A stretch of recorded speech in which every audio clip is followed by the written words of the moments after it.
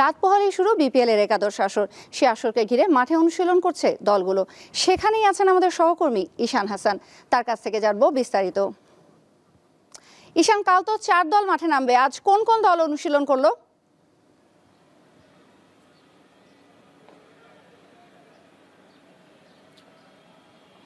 যেমনটা আপনি দেখছিলেন যে কালকে থেকে কিন্তু আসলে বিপিএল এর 11তম আসরের শুরু, এবং এই আসরকে ঘিরে এবার কিন্তু অনেক বড়ভাবেই অনেক রঙিনভাবেই কিন্তু আসরটি আসলে শুরু করার প্রচেষ্টা কিন্তু সব রকমভাবেই করেছে বিসিবি। এবং সেই অনুযায়ী এবং কালকেই যেহেতু প্রথম ম্যাচ, এবং প্রথম ম্যাচেই কিন্তু উদ্বোধনী ম্যাচে ফরচুন বরিশাল আর দুর্বার রাজশাহী মুখোমুখি হবে, এবং দ্বিতীয় ম্যাচে ঢাকা ক্যাপিটালস ও রংপুর রাইডার্স, এই দুটো ম্যাচই হবে কালকে। তো সে অনুযায়ী আজকে সকাল থেকে যদি আমি আপনাদেরকে দেখাই যে এখানে কিন্তু মাঠে প্র্যাকটিস করছে সকাল থেকে রাজশাহী কিংবা রংপুর রাইডার্স এখন প্র্যাকটিস করছে, চট্টগ্রামও প্র্যাকটিস করছে এখন।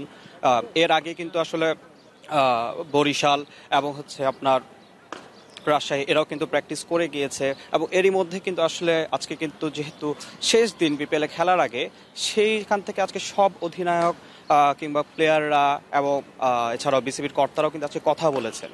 সেই ডাক্তার তামিম ইকবাল তিনি নিজেও কথা বলেছেন ফরচুন বরিশালের হয়ে, এবং তিনি কিন্তু আসলে জানিয়েছেন যে এবারের আসরটা অত্যন্ত দারুণ একটা আসর হতে পারে। এবং তিনি কিন্তু এটা বারবারই বলেছেন যে প্রত্যেকটা প্লেয়ারকে আসলে এইবার যদি তারা সঠিকভাবে যদি খেলতে পারে, সঠিকভাবে যদি করতে পারে, তাহলে কিন্তু আসলে এবার আসরটা আরো অনেক সুন্দর হয়ে উঠবে।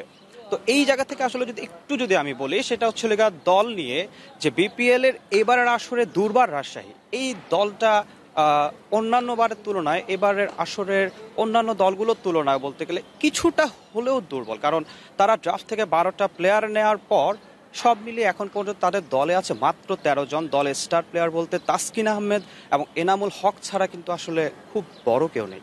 এছাড়া আছে ইয়াসির আলী রাব্বিরাও আছেন, কিন্তু তারপরও বিদেশি বা দেশীয়দের যে একটা যে দাপট বা একটা যে বাইরে সবার কাছে যেরকম একটা চেনা পরিচিতি, সেই লেভেলটা সেই মুহূর্তটা যদি আমরা চিন্তা করি, সেক্ষেত্রে কিন্তু আসলেই দলটা কিছুটা হলেও পিছিয়ে। আর অন্যদিকে আমরা যদি ফরচুন বরিশালের ক্ষেত্রে আপনাদেরকে একটু দেখাই যে তামিম, এছাড়াও আপনার মাহমুদুল্লাহ, মুশফিক ছাড়াও জাকের আলী, এছাড়াও আপনার রিশাদ হাসান, কিংবা এছাড়া আরও অনেক বড় বড় স্টার, এছাড়াও বিদেশিদের ক্ষেত্রেও কিন্তু তারা অনেক শক্তিশালী বিদেশিদেরকে নিয়েও কিন্তু তারা আসলে দলটা গঠন করেছে, এবং তারা কিন্তু ডিফেন্ডিং চ্যাম্পিয়ন। এবং তামিম ইকবাল কিন্তু আজকে প্রেস কনফারেন্সে বলে দিয়েছিল যে এবার কিন্তু তারা আসলে ওই ধারাটাই বজায় রাখার চেষ্টা করবে, এবং সেই ধারাবাহিকতা থেকেই কিন্তু তারা আজকে অনুশীলনটিও করেছে।